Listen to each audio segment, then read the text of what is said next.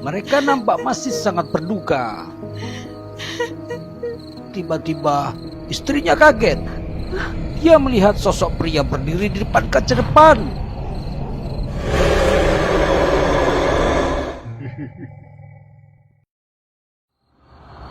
Kisah ini pernah terjadi di daerah Surabaya.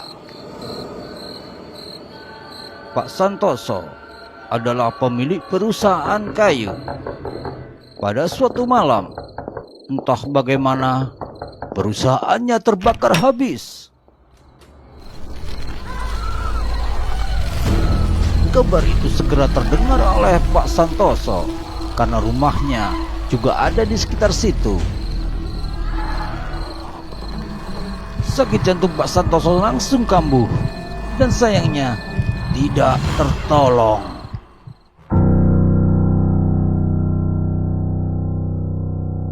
Dia meninggal dunia dan dikuburkan pada pagi harinya.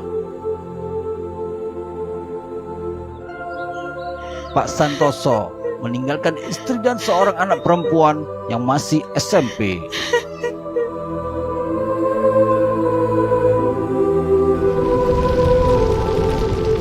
Kejadian kebakaran itu juga tak pernah diselidiki lebih lanjut.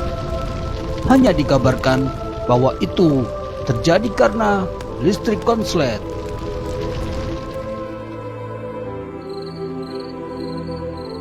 Malamnya, sekitar pukul 12, istri Pak Santoso dan putrinya belum bisa tidur.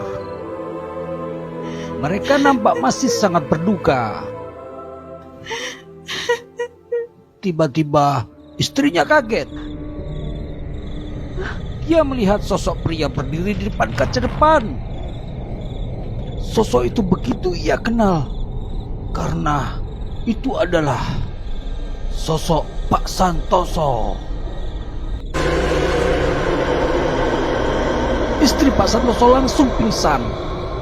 Putrinya kebingungan karena ia tidak melihat siapa-siapa seperti ibunya.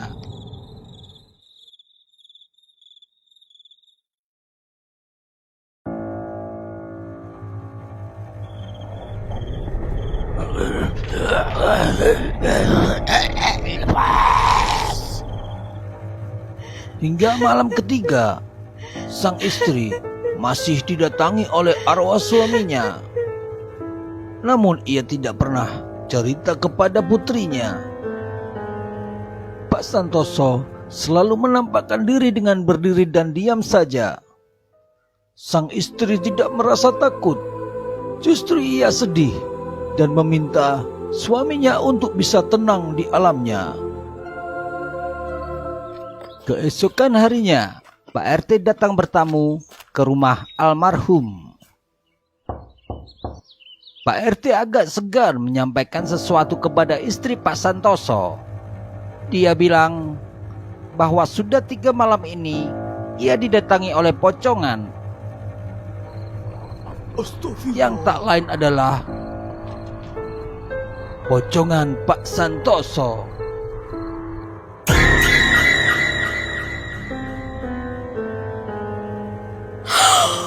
Istri Pak Santoso kaget dan heran.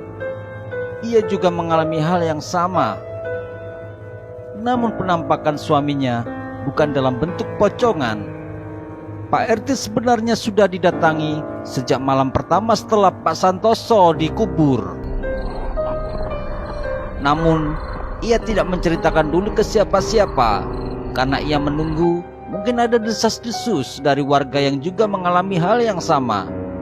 Tapi karena tidak ada kabar, maka ia memberanikan diri mendatangi istri Pak Santoso. Pak RT juga bilang, hantu Pak Santoso selalu berucap, "Buka kuburanku, buka kuburanku." Dari situ Pak RT menyimpulkan bahwa maksud Pak Santoso menyampaikan pesan itu kepadanya karena ia adalah RT di sini yang punya wewenang untuk memberi keputusan. Maka ia meminta izin istri Pak Santoso untuk menggali kuburan suaminya itu. Iya, Pak. Iya. Saya juga ingin suami saya tenang di alam sana.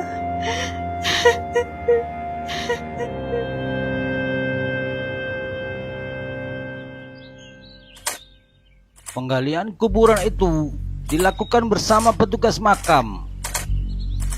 Dan mereka kaget dengan apa yang ditemukan. Ternyata tali pocong Pak Santoso ada yang belum dilepas. Segera saja mereka melepaskannya. Pak RT sempat menanyakan kepada petugas makam, siapa yang memegang kepala jenazah Pak Santoso saat dikubur. Mereka mengaku tidak melakukannya. Wah, nggak tahu, Pak. Iya, Pak RT. Aku juga lupa. Tapi salah satu dari mereka ingat. Sebentar, aku ingat-ingat. Aku ingat sekarang, Pak. Yang melakukan itu adalah Mardi. Mardi adalah salah satu karyawan Pak Santoso. Pak RT kemudian mendatangi rumah Mardi yang ternyata sedang sakit. Saat ia ditanya-tanya Pak RT, Mardi kebingungan.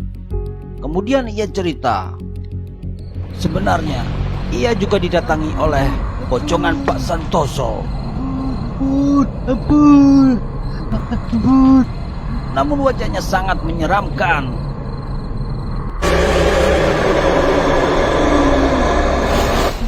Ia juga beberapa kali dirasuki oleh pocongan Pak Santoso.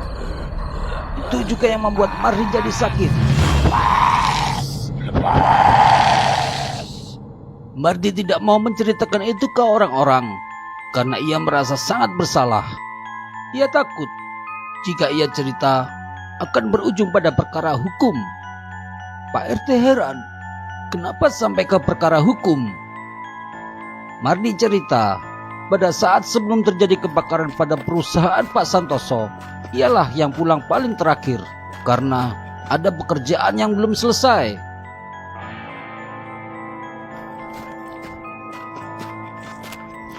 Pak Santoso sempat berpamitan kepadanya untuk pulang. Setelah pekerjaan Mardi selesai, ia pun pulang. Tapi rupanya, ia lupa mematikan listrik yang kebetulan kabelnya mengelupas, sehingga toko itu terbakar.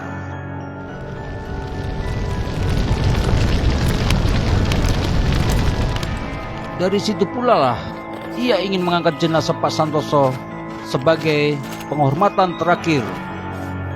Dan saat ikut menguburkan, ia seakan-akan melihat mata Pak Santoso melotot kepadanya. Ia panik, sehingga entah bagaimana, ia lupa melepaskan tali pocong.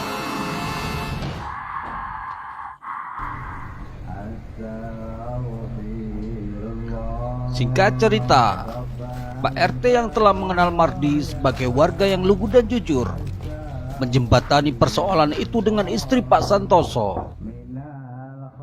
Istri Pak Santoso yang memang sudah mengikhlaskan suaminya tidak mau memperpanjang masalah itu lagi. Sejak itu pula, pocongan Pak Santoso tidak menampakkan diri lagi. Meski sempat membuat heboh warga, karena pengurus makam sempat menceritakan itu kepada orang-orang.